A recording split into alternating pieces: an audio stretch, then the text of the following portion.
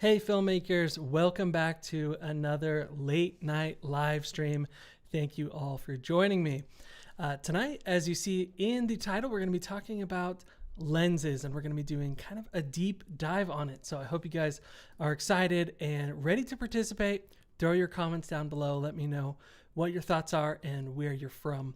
And yeah, so we're going to be talking about why I will never buy an f4 minimum f4 lens ever again, and why I don't think you should either. And maybe you can prove me wrong, but I would love to chat more about it. So stick around. We're going to have a really good time in this live stream tonight. And if you have other questions about camera gear, rig builds, any of the new tech announcements out, Apple and their new camera and all that kind of stuff, definitely comment below and we're just going to have a good time chatting all about it on the stream. So let's get right into my first point here. So why I would never buy an f4 lens or never buy one again.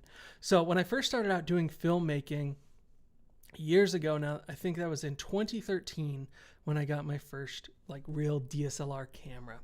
The lens that came with it was a kit lens, unfortunately.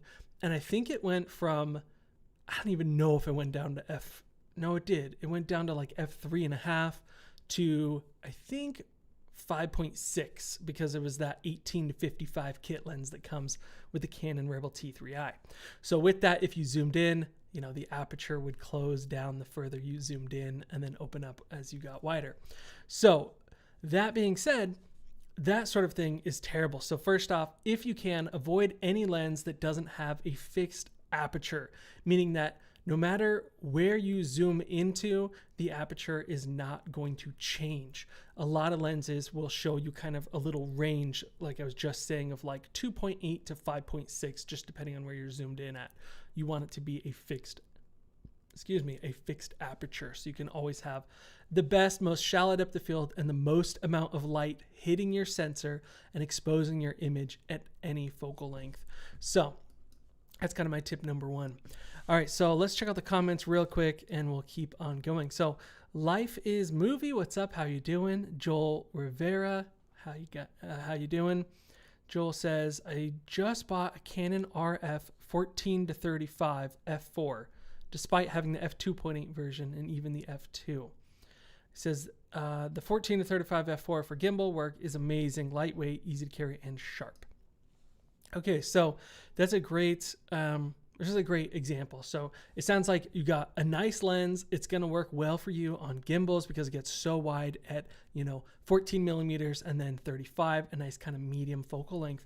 And f4, I would say, is pretty good for gimbal work. Now, I don't see anything wrong with what your choice there, and it's probably a more affordable option than going with a 2.8 or a 2.0 version. What I will say is that lens will be a little bit less useful to you when you want to take it off of a gimbal and say use it in a interview setup or talking head, because at f4 it's really hard to get that nice shallow depth of field.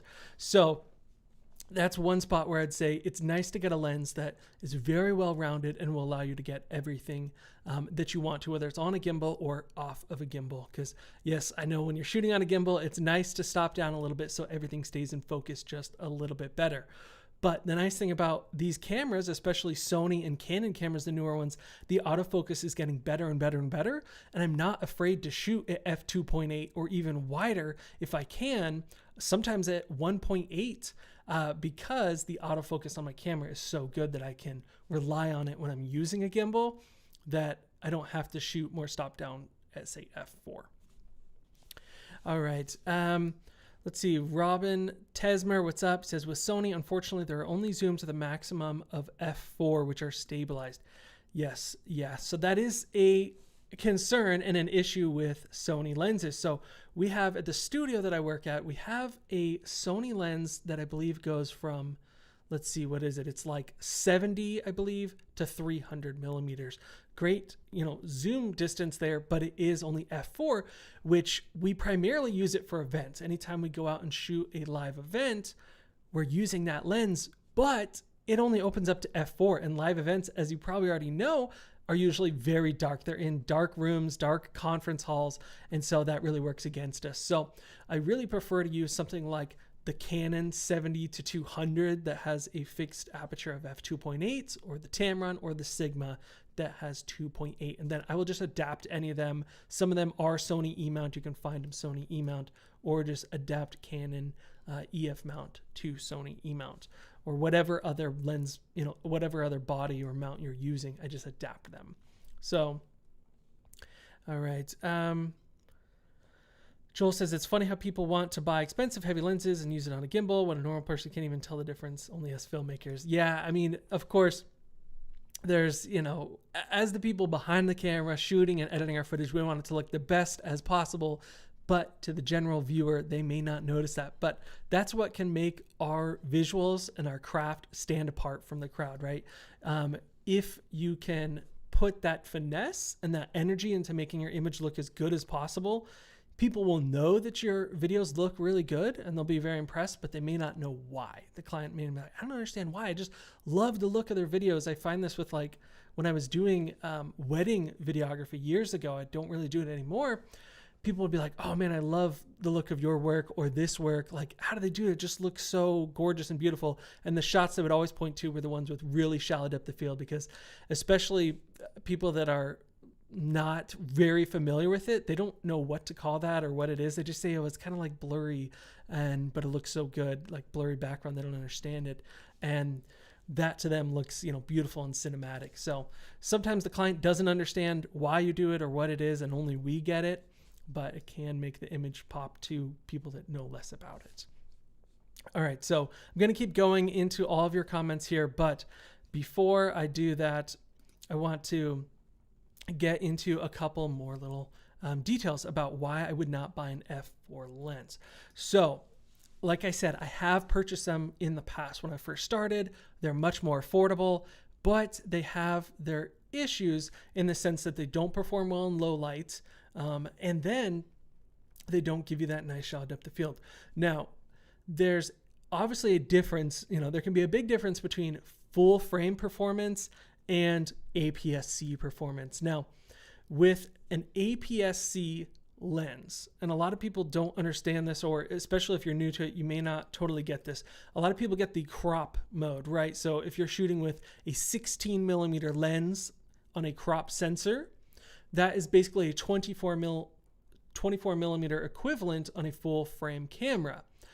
But besides there just being a little bit more zoomed in when you're using a crop sensor camera, you also don't get that same shallow depth of field that you do on full frame. So you have to shoot, if you're shooting on a crop sensor, APS-C Super 35 sensor, you have to shoot with the lens that is more wide open. So if you are trying to match, say, f2.8, that shallow depth of field, that amount of light that you get on a full frame sensor, and you're shooting on APS-C, you have to shoot with an basically f1.8 lens, roughly. The math is somewhere around there. And so if you have an f1.8 lens on your crop sensor, it's going to look like about an f2.8 would on a full frame. So anytime you're shooting with a crop sensor camera, you just got to know that, especially that's a time that you need to buy a lens that has a really wide aperture. So if I were you and you have a crop sensor camera, try to find a lens that can open up to f1.8 or at least 2.8. And 2.8 on a crop sensor lens is roughly around f6, I believe. No, let me double check my math before I say this wrong. It's around f4. F2.8 on a crop sensor is around f4 on a full frame.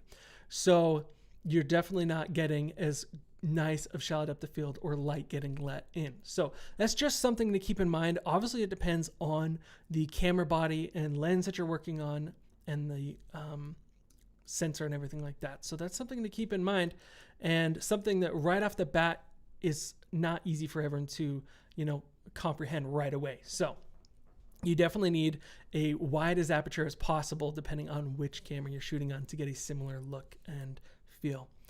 All right, so let's jump back into the comments here for a second. Also, you light says, what do you think of the new iPhone 13's cinematic mode? Yeah, I figured we would kind of get sidetracked on this for just a minute. So yeah, I think this is really interesting technology, and we've kind of already had it on the old iPhones with portrait mode. And if you're familiar with portrait mode on an iPhone, it's all basically an algorithm software. It's computational. So what it does is it uses basically a lot of different pieces of technology to do it, but it uses contrast and things like that to outline and find the subject.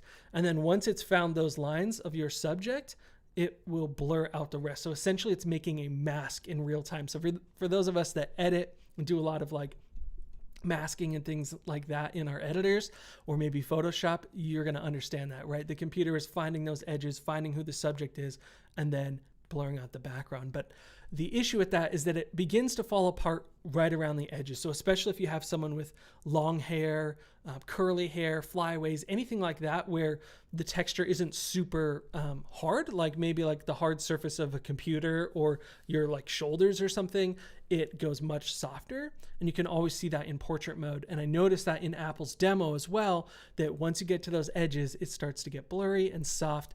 And that's not normal. That's not optically normal.